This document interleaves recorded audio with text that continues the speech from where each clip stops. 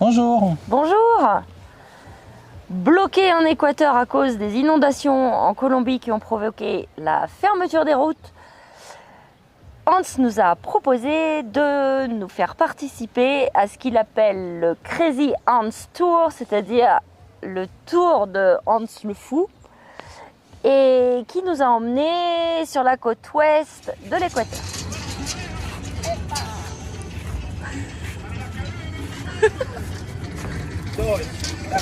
Ah, c'est bien, vous faites bien.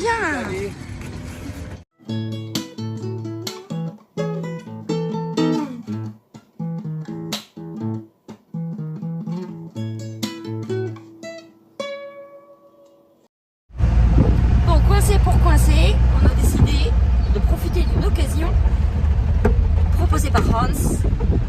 On s'en va au bord de la mer. Je suis hyper contente. On part avec un couple de copains.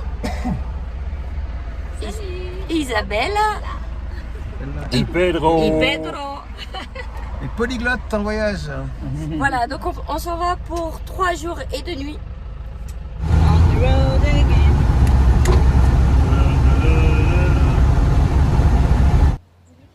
Voilà, partant d'Ibarra, donc on rejoint la côte. C'est une route qui n'est pas très fréquentée. Et Hans connaît un certain nombre de petits spots, de petits endroits intéressants, on va dire. Pas forcément très spectaculaires, mais assez typiques des activités et des lieux possibles à visiter à cet endroit-là. On a quand même vu un peu d'éboulement aussi là. Hein. Ça veut dire qu'il y avait plus sur cette partie-là de l'Équateur. Il y avait les routes n'étaient pas coupées, mais peut-être elles avaient été coupées, mais il y avait des pierres sur la route. Alors la particularité, c'est qu'on part de 2300 mètres et dans 2 heures, on sera au niveau de la mer.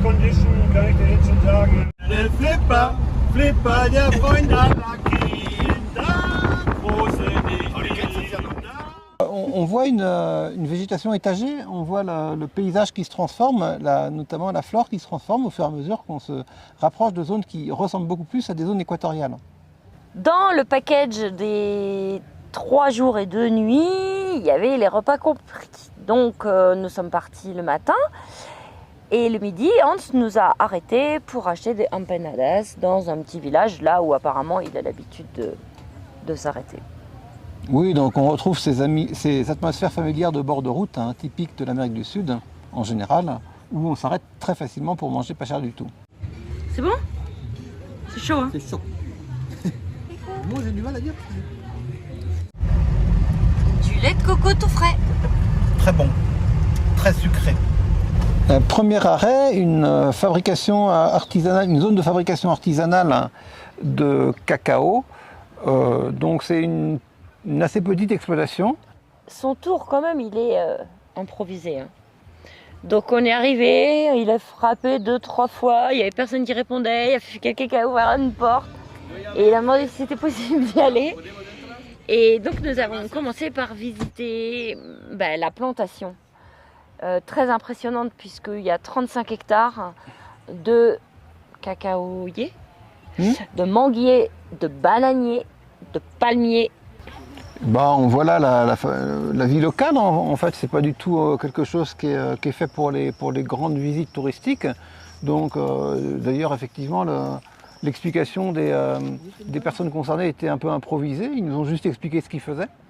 On a goûté d'abord les graines de cacao dans la plantation.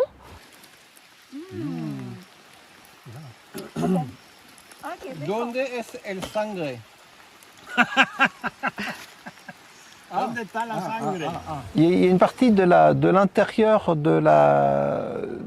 à l'intérieur de l'écorce du fruit du cacaoyer qui est rouge, donc en fait on parle du sang du cacao.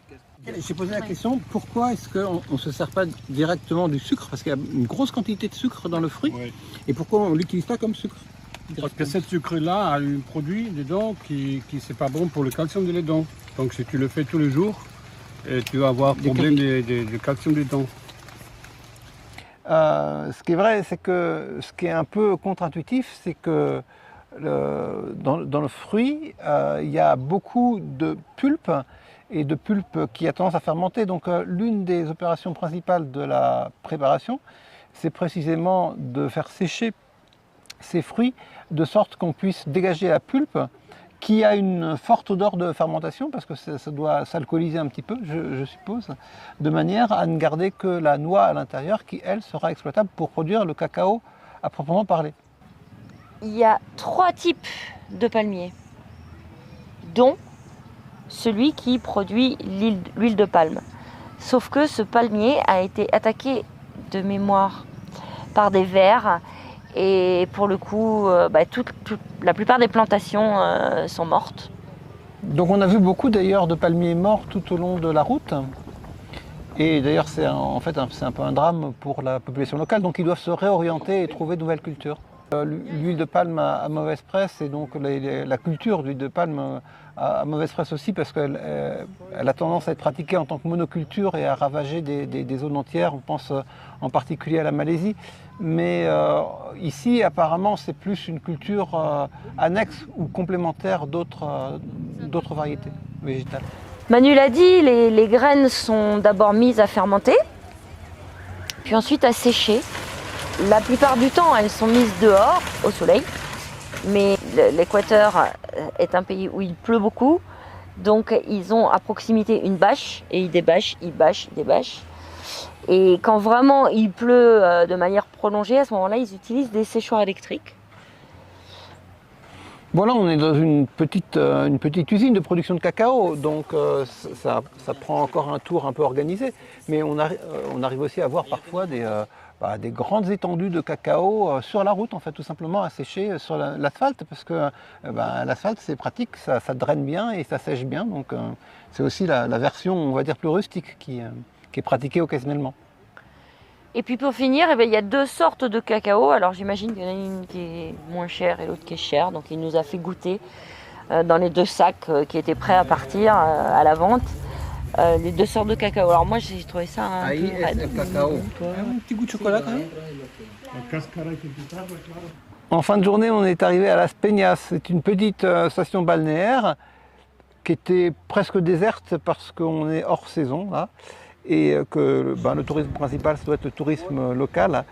Donc on a quelques hôtels à moitié désert. Nous, on avait un hôtel d'assez bonne qualité par rapport à nos habitudes, avec une grande piscine, des bâtiments propres, pas très charmants, mais comme partout, d'assez jolis jardins, quelques oiseaux dans les jardins. Et puis tout ça donnait sur la mer directement. Alors la mer, qu'est-ce qu'on peut en dire? C'est qu'elle a tendance à être un peu grise. Elle a tendance à être un peu déferlante. C'est pas une mer très accueillante au départ. On a une grande plage qui s'étend à perte de vue.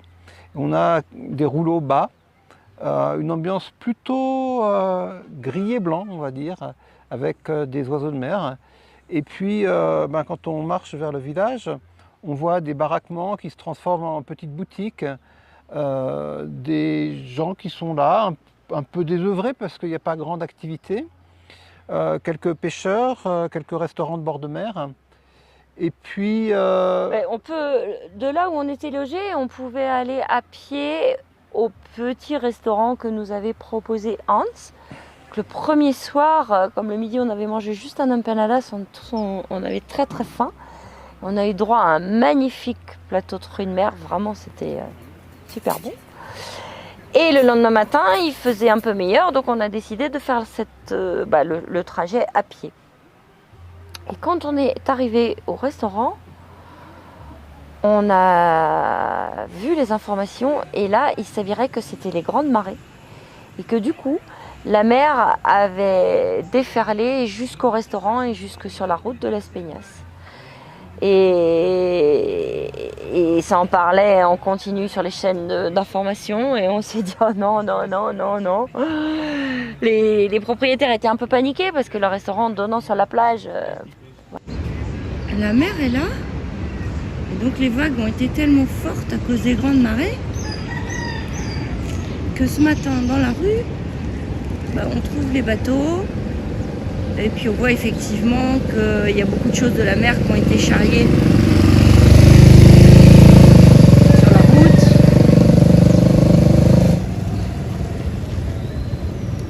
Et ici aussi. D'une manière générale, il y a pas mal d'érosion des côtes en Équateur et en Colombie. C'est un phénomène qu'on va retrouver jusqu'à la côte Caraïbe de Colombie, sans doute lié au réchauffement climatique et on va dire aux grandes séquences ou bien de pluie ou bien de sécheresse alternée ou bien de vent qui marquent une sorte de dérèglement général du climat le long de cette côte, qui est très affecté par le phénomène El Niño, El Niña, en fait, qui est un phénomène central de la météorologie mondiale. Et après le petit déjeuner, nous avons roulé un petit peu pour arriver à un village qui s'appelle El Borbón, d'où nous attendait un petit bateau pour nous emmener faire une grande balade à travers une mangrove. Alors c'est un mélange de mangrove et de delta. En fait, il y a là une rivière qui se jette dans l'océan, dans un delta assez grand, puisque ça fait 20 ou 30 km d'étendue. Il y a beaucoup d'espaces qui sont peu accessibles, quelques toutes petites bourgades. Comme il s'agit d'un delta, l'eau est très plate et donc il y a des barques à fond plat qui fusent entre les îles. On voit quelques embarcations locales et on se rend à une petite bourgade qui s'appelle la Tolita. Et la Tolita, apparemment, ça a une valeur archéologique parce qu'il y a un très grand nombre de débris de toutes sortes qui datent des précolombiens. Donc, il suffit effectivement de fouiller au bord de la grève, de gratter un peu le sol, et on trouve notamment beaucoup de morceaux de poterie de toutes sortes. De poterie, d'instruments de cuisine, mais par exemple, il suffisait de se baisser et j'ai ramassé de quoi reconstituer une râpe en forme de poisson. Je l'ai en 2 morceaux, je crois, donc ça leur servait à manger, mais c'est impressionnant, il y en a partout, et très très bien conservé. Et donc apparemment, on s'est demandé pourquoi les gens habitaient là, simplement parce que la nature était généreuse, il y avait de quoi manger, et donc il y avait pendant des siècles des gens qui ont vécu là. Et donc il y a énormément en quantité de débris qui peuvent avoir une valeur archéologique, mais qui est difficile à mesurer, d'autant plus que, comme souvent en Amérique du Sud, on ne connaît pas grand-chose de ces groupes humains, on sait juste que c'était des pêcheurs et qu'ils étaient là pendant assez longtemps. Et pour le reste, il y a beaucoup d'hypothèses, mais qui sont des hypothèses un peu gratuites. Il y a beaucoup de monticules qui sont des monticules funéraires apparemment. Il y a beaucoup de choses qui sont ensevelies là.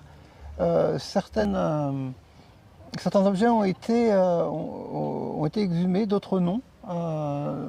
Donc là aussi, il y a beaucoup de mystères. Il y a un certain intérêt archéologique pour le site, mais on en est plus ou moins qu'au balbutiement. En fait, je pense qu'une des difficultés, c'est que les sites sont un peu éparpillés, des débris archéologiques, des tumulus, j'ai l'impression qu'il y en a un peu partout aussi. Donc seule une partie est jusqu'à présent est exploitée. Donc ça c'est une Tolita.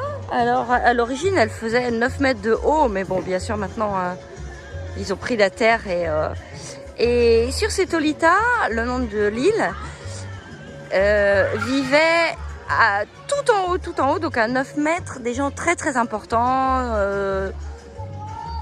des gens de l'église ou des gens très très importants. Et ici, ils ont fait une représentation d'un masque qui a été trouvé tout en or. Il a été trouvé là à 250 mètres, là-bas dans la Palmeraie. Et là, ils ont fait une représentation. Du coup, ils ont fait un petit musée qu'on a visité avec tout ce qu'ils ont pu récupérer dans le sol. En allant à ce petit musée, on a traversé un gymnase, un terrain de sport. Et là, il y avait un pêcheur qui était en train de fabriquer un filet de pêche. Et j'ai été très très impressionnée par la vitesse de fabrication. On a fait aussi un petit arrêt à l'école du village. Bon, là, il y a beaucoup de... Quand on serait un peu cru en Afrique, on doit dire... il y a beaucoup de vie chez les enfants. Il n'y avait pas de maître. Oui. Je sais pas où il était. Il était tout seul. Donc j'ai fait un peu l'idiote. Je leur ai dit que j'étais la nouvelle maîtresse. Ça les a fait beaucoup rire. Esa y el profesor. Ahora. La professora. Et puis on s'est engagé à nouveau sur des bras d'eau qui menaient jusqu'à la mangrove. Alors cette mangrove a la particularité d'être, paraît-il, la plus haute du monde. Peut-être une des plus hautes du monde. C'est vrai qu'il y a une sorte de labyrinthe de petites îles. Cette promenade sur la mangrove a duré quand même longtemps, toute la journée. Donc on va pas tout vous raconter cette semaine, parce qu'il y a encore plein de choses très intéressantes qu'on est allé voir. Donc la suite dans la prochaine vidéo. À bientôt.